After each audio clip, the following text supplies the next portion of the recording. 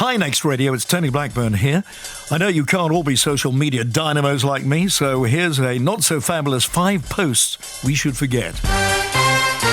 This is Facebook's Pick of the Pops, with thanks to the social media and radio Facebook group. You want them? I've got them. A new entry at 5, surely a case of mistaken identity. Make sure you choose the correct photos to avoid blushes later. Steady at 4. So what are you up to tonight? Well, since you ask, I'm spending my time answering generic questions posted by radio stations on Facebook. Down 2 at 3, it's a test post I've been refreshing since last Thursday to see what happens. I'm still waiting. In at 2, I'd be calling the boss if I could make a show, not posting about it on Facebook. Did they make it in? Text or email me now. And a new entry at number 1, does anybody know why the whole industry's become so obsessed with listeners' favorite biscuits?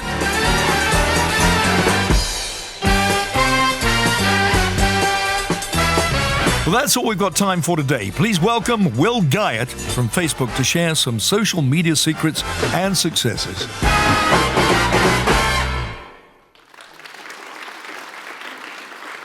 I've never had an intro as good as that before, and we were sat in the office a couple of weeks ago working out what to do. I've been a huge radio fan since I was about 2 or 3 years old. I grew up listening to people like Dave Barrett on GWR in the West Country. My life became I came from a village, and I was always interested in the personalities I heard on the radio, and I was never able to.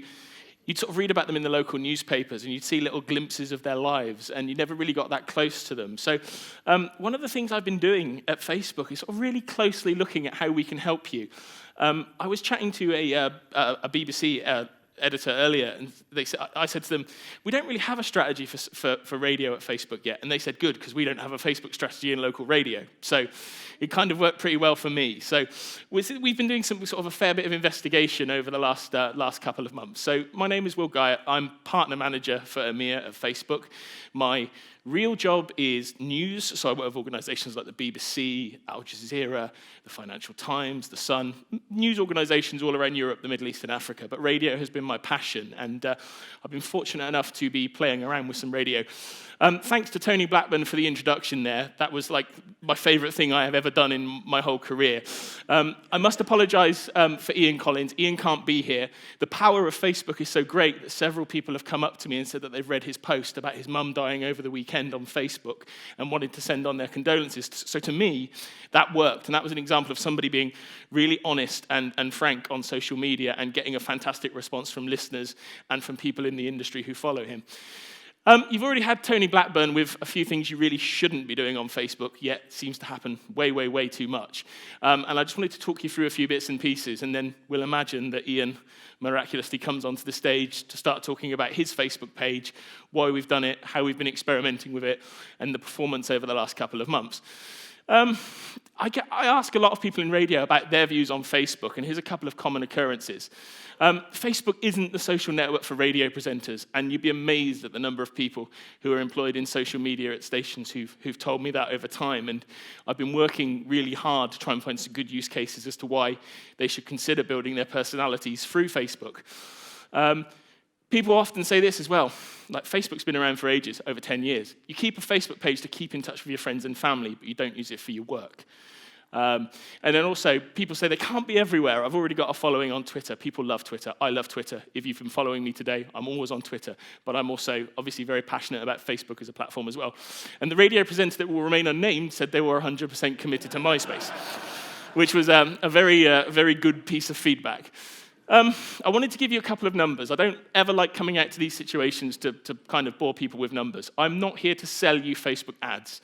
If I'm doing that, I've failed. I'm actually here to do the organic side of Facebook, the organic reach in newsfeed. I'm the person that you talk to about boosting your organic numbers. We've got 27 million daily active users on Facebook in the UK at the moment, and 24 million of those are actually on their mobile device at any one time. So those are some pretty good current live numbers for you. People are checking Facebook about 16 times a day on their mobile. That's a lot of time on a phone at any one time, and they can be interacting with content. It could be their friends, it could be brands they're following, it could even be radio hosts or radio stations that they're really interested in as well.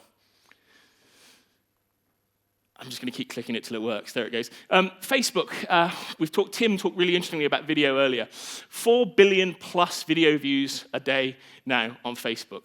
If you're uploading video into Facebook, upload it into our native player, you're going to find tremendous results. And about 75% of those views are currently on mobile. And that 4 billion number, which I think we released a month or so back, we're already closer to the next milestone. So that number is growing incredibly. And if you wanted to know what a view counts for, it's over 3 seconds on Facebook.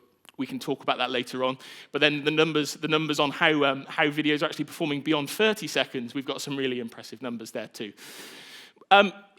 Basically, more time is spent on Facebook than anywhere else on mobile. And if you see why Mark Zuckerberg's got a big smile on his face, it's because 27% of people's time is spent on Facebook apps.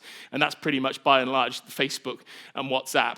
We haven't actually counted stuff like Facebook Messenger, this is actually Facebook and Instagram. We haven't counted stuff like WhatsApp or Facebook Messenger on this as well. So we actually have a large part of people's time when they're on a device. This was when Ian was about to come on, and this will explain the process that Ian and I have gone through over the last couple of months.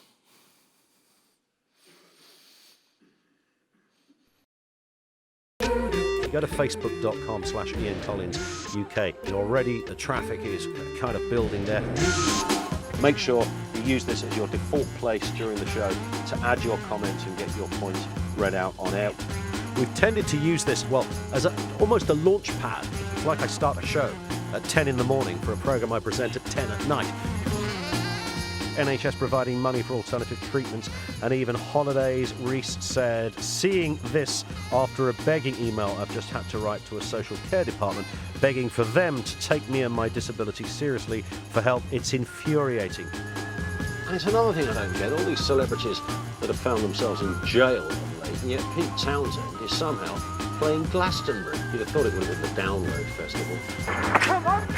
Come on! This one's on the back of the man who pushed the female cyclist into traffic. Mark Holt says, cyclists are a liability. I often think about standing at a junction and swatting the bad ones with a rolled-up newspaper. Boris Johnson wanted to use water cannon on protesters that turned violent, and Theresa May, the Conservative Home Secretary, has come along and said, no, sorry, Boris, that's too dangerous. Hayden Parker says, this is a reasonable way of addressing crowd control. Leave Boris Johnson alone. Let the man do his job.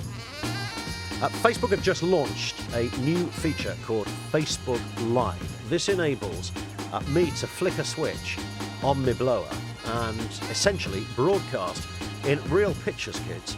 Broadly speaking, there's right now only about 20 people across the entire planet who are doing this. The whole Facebook synergy between us on late nights on LBC and Facebook has been huge. It's been a game changer. Is that it, Will? That's it. Can I go and get my tea now? So there you go. That is the start of Ian Collins. If you're not following him, have a look, facebook.com/Ian Collins UK. This came about. I used to do a tech slot on LBC on Ian's show when he did a Saturday night show. And we were having a drink one afternoon, and he just said to me, who's using Facebook these days then? Because you've got a job, but who's using Facebook? So I had to sit there and explain to him about what Facebook was like in sort of 2015. And he had a very sort of 2008 view of Facebook, but he was actually really keen to get involved. We actually thought we'd have a bit of an experiment to see what we could do. Ian's always been very socially aware. He's tended to focus on Twitter as his platform, but he's actually really got into the idea of experimenting with his Facebook page. I'm not going to talk you through directly all the goals, but you can see the kinds of things that we were doing. And one of the most important things was actually I wanted him to enjoy running it because he was going to do it himself. He doesn't have anybody working for him. We obviously got tacit approval from LBC to let him go ahead and do all of this kind of stuff and experiment, and the bosses there were fantastic because if he ever did anything they didn't like, he'd always hear, but otherwise they'd let him keep running the page as he wanted. And a couple of the big things he wanted to do was make the content more shareable. He wanted to build the reach on his posts because when he started this, he had a Facebook page which was just promoting content on the show, and the average post on his page was getting under a reach of under 500, which is actually pretty poor. So we sort of sat down and we tried to sort of work out how we would work through this. The first thing we did And this is a great app for public figures. It's an app called Mentions, which Facebook has launched. It's bespoke.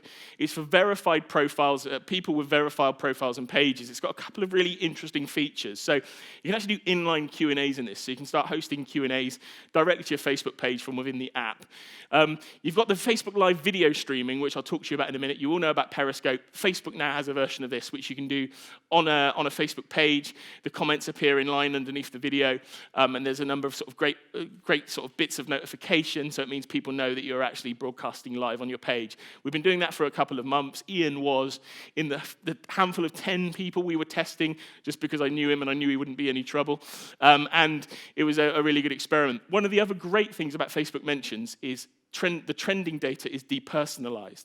So if you're on Facebook and you look at Facebook trends, a lot of that information that you see on your page now is now actually personalized to you.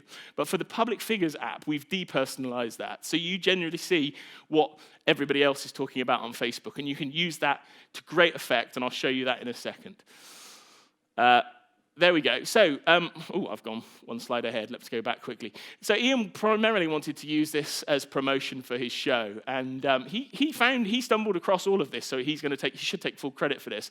There's an app he was using on his iPhone called Diptych, and 3 times a night on his show from Sunday to Thursday, he would post about 25 minutes before the hour of each hour of his show started. He would post a small slide which he'd created on his phone in like 10 minutes. For the whole set, and he would post them. And the average reach on those has continued to grow, and it's actually astounded us at Facebook, because you're not supposed to be able to put promotional content in your newsfeed.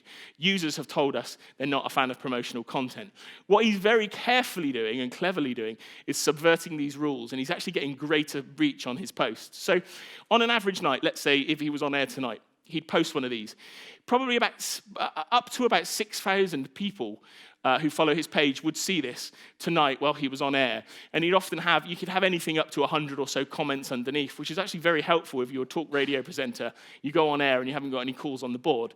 He was actually able to start using some of this stuff to kickstart the conversation, which he was finding very popular. And also listeners have started sharing these each night as well. So there's a number of people who will share these and take objection to what he's saying or what he's covering on the show. And it's just really creating a really interesting social conversation around what he's doing. The other thing I said a minute ago about the depersonalized trending data, this has worked really well. And he's actually, where possible, he's actually using LBC content, and he's sharing that around popular stories. And he's finding that these trending stories are typically outperforming anything else he posts on the page. They're really shaping the conversation on air, and he's typically getting a reach that's about 4 times higher than the normal average post when he posts this stuff to Facebook.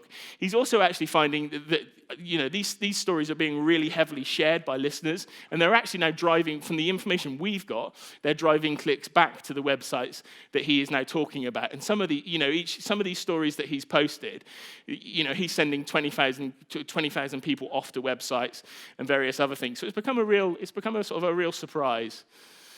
One thing we have done, and I promised you I wasn't here to sell to you guys, because I know what radio's like. There isn't a great deal of budget. We tested this simply because I wanted to see how it worked. Now, Ian did a taxi debate special on LBC a couple of months ago for the taxi trade because of the whole Uber thing. So we did a series of little videos and posts targeted specifically at the trade. I took £1,000 out of my back pocket because I'm a nice man, and we promoted this to people in the taxi trade, and it was viewed over 160,000 times. It generated shares and it generated conversation, and if Ian was here today, he'd be really sort of backing up the fact that it was one of the busiest shows they've had for a long time and proved to be really successful. And he's actually following it up with an emergency services show, and we'll probably do something similar, and we'll target posts to people who've expressed interest in the emergency services and those kind of things. And that was just purely a test, because we just wanted to see if we actually targeted stuff at audience segments, could you influence who's contributing to a show or tuning in? And that proved to be one of their best shows for a long time, and that's Ian's view and also the view of his producer as well. Ian's really been toying around with Facebook video. That is him responding to the absolute haranguing he got from Jeremy Corbyn fans on Facebook and on Twitter. And he literally popped upstairs to the spare room and recorded a video about how he felt about these people picking on him in typical Collins style, bit of humor in there, kind of mixed his views in. He's been doing sort of short promotional videos to promote the show when he's got a couple of moments. He'll often pop into a spare studio at Global and do this. But he's also been doing these longer form rants as well, sort of sometimes responding directly to things people have posted on his Facebook page. Ian is a bloke that's got an incredible sense of humour as well, and he's been generating sort of considerable engagement. He had some random Madonna tickets appeared at his house. It turned out later that his girlfriend had purchased them for him as a surprise, but they turned up in the post one morning. He had no idea who'd ordered him Madonna tickets, and he sat there at his kitchen table and created a video that got about 4,000, I think over 4,000 views and loads of guesses as to who could possibly have sent him Madonna tickets. So he's been generating considerable engagement. So this is Facebook Live, currently only available to verified pages and profiles. But the great news is if you're a station and you've got a presenter that's got this, you can actually share that to the station page, and it will appear on there as well. So the great thing about this is if somebody has been to that page, so Ian's page in the last 30 days, everybody gets a notification that he's broadcasting live on Facebook. He started doing these things called late night extras. And after the show or in a break on the show around about midnight, he'll go onto Facebook and talk directly to Facebook fans in the feed. These remain as VODs afterwards, and you can actually, people can comment afterwards. He did one at midnight the other night, and I think he got something like 375 people were concurrently watching. So I actually think that's pretty good for after midnight. And some of these VODs have been, 2,000 plus views, and they don't take him sort of a great deal of time to do, and people seem to love the fact that they can engage directly with him, and he'll often, if he sees people commenting, he'll actually chat back to them in real time and sort of mention them like he was on air, which has been very popular. So like I said, Ian really injects his personality and humour into his posts. He talks about the everyday, he talks about the unusual, and he talks about the ridiculous. He's doing that with photos, he's doing that with video, he's doing that with text. He does this thing every week now called the Slap Gallery, which is the people who've upset him the most each week. And those sort of started off really small, and like 500 people were seeing it, and a handful of people were replying to it. But that sort of gets a reach of 8,000 to 10,000 a week now, and people are kind of really engaging in it. The other thing he did the other day, he went out into his garden and found this snake crawling around the floor in the countryside, and he didn't know whether it was venomous or not, so he posted on Facebook, and they managed to successfully identify it was a grass snake, and it wasn't going to attack him or his family. So he does all of this kind of stuff on the platform. It's become really, this is just some sort of the sum up. We wanted to get the page to 15,000 likes from 6,500 where it was in June. He smashed that. It's over 22,000 now. The post reach, we wanted to increase that times 3 from under 500 people. The average post on his page now is now getting 11,892. He's getting around about 53 shares per post, up from 2 per post. His videos, he's just playing around with video at the moment. He's had nearly 750,000 views, and for the fact fans in the room, he's had about 100,000 of those have been 30 seconds plus, so people are really engaging with his stuff. It's very hard to prove this, but he feels that he's actually now speaking to a number of people on air who've said that they found him again via his Facebook page, and they've generated this huge amount of clicks and interest back to content on LBC. And he actually really enjoys creating the page. He will often text me when he's going home from the show in the evening and said, "I've just had an idea for something, is this okay?" So he's actually running this himself under his own steam, and is not causing, he's doing it because he actually enjoys doing it, and he's going to grow and keep growing that audience. And I reckon by Christmas he'll probably be at 40,000 plus if he keeps going at the sort of speed and the strategy that he's currently doing. So that's it really. That's what we wanted to come and talk to you about. I'm very sad that I didn't have Ian here. I just wanted to acknowledge a few people that have helped all of this make happen, because we didn't pull Tony Blackman out of thin air. I've got to thank BBC Radio 2 for that. And thanks very much.